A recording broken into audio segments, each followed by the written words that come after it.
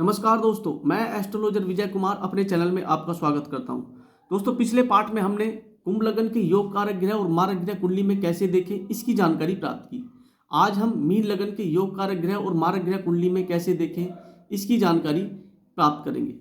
देखिए दोस्तों, पिछले पाठों में हम ये तो जान चुके हैं कि योग कारक ग्रह और मारक ग्रह देखने के लिए राशियों की जानकारी होना, उनके स्वामियों की जानकारी होना, और ये जो हमारा कुंडली चार्ट है इसमें जो हमारे 12 भाव हैं, 12 घर हैं, इनमें कौन से घर केंद्र के घर होते हैं, कौन से घर त्रिकोण के घर होते हैं और कौन से घर 6, 8, 12 के घर होते हैं, और ये जो हमारे ग्रह हैं इनकी मित्रता और शत्रुता की जानकारी होना।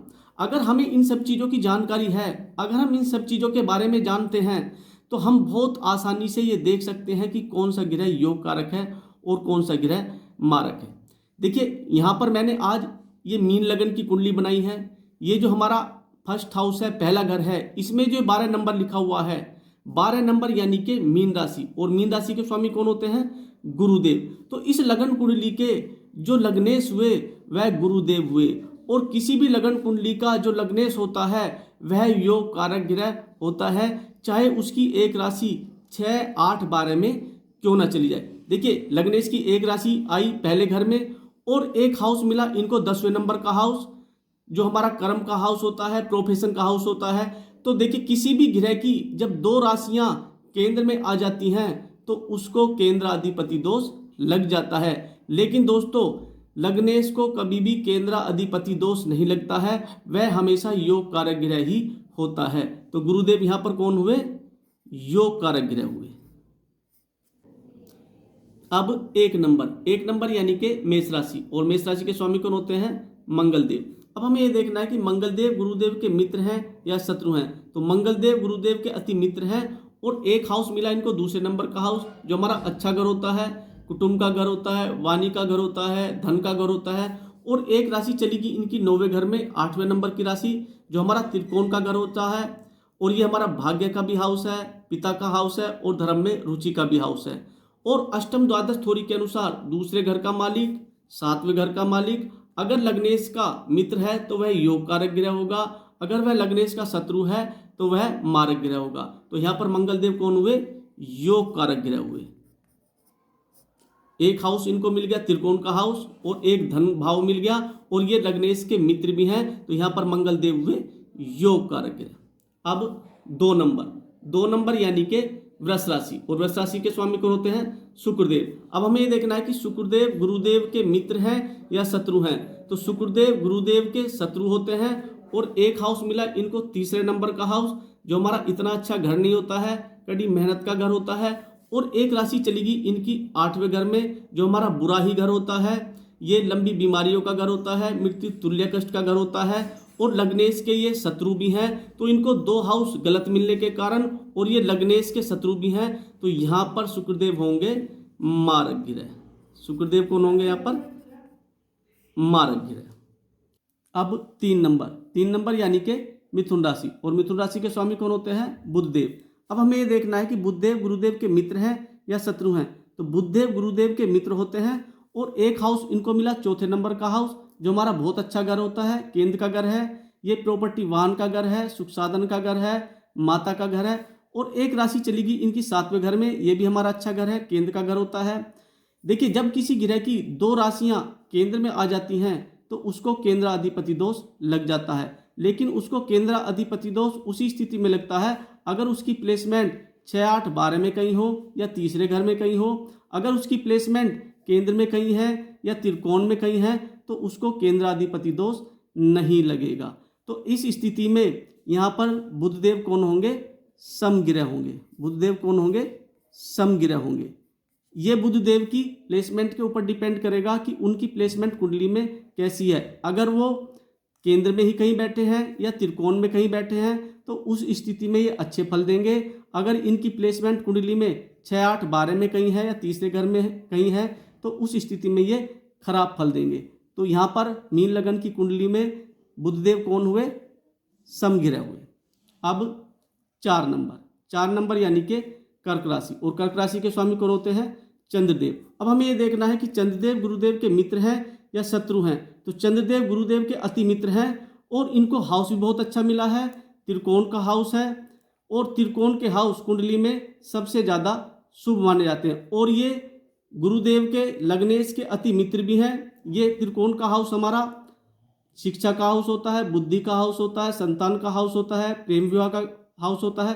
तो उस स्थिति में चंद्रदेव होंगे सर्वाधिक योग कारक ग्रह। चंद्रदेव कौन होंगे? सर्वाधिक योग कारक ग्रह। अब 5 नंबर यानी कि सिंह राशि, और सिंह राशि के स्वामी कौन होते हैं? सूर्यदेव। अब हमें ये देखना है कि सूर्यदेव गुरुदेव के मित्र है या शत्रु हैं। तो सूर्यदेव गुरुदेव के मित्र होते हैं, लेकिन इनको हाउस गलत मिलने के कारण 6 नंबर का हाउस है हमारा, बुरा घर है, रोग चोट ऋण शत्रु का घर होता है। और सूर्यदेव की एक ही राशि होती है सिंह राशि, और वो भी गलत घर में चली गई।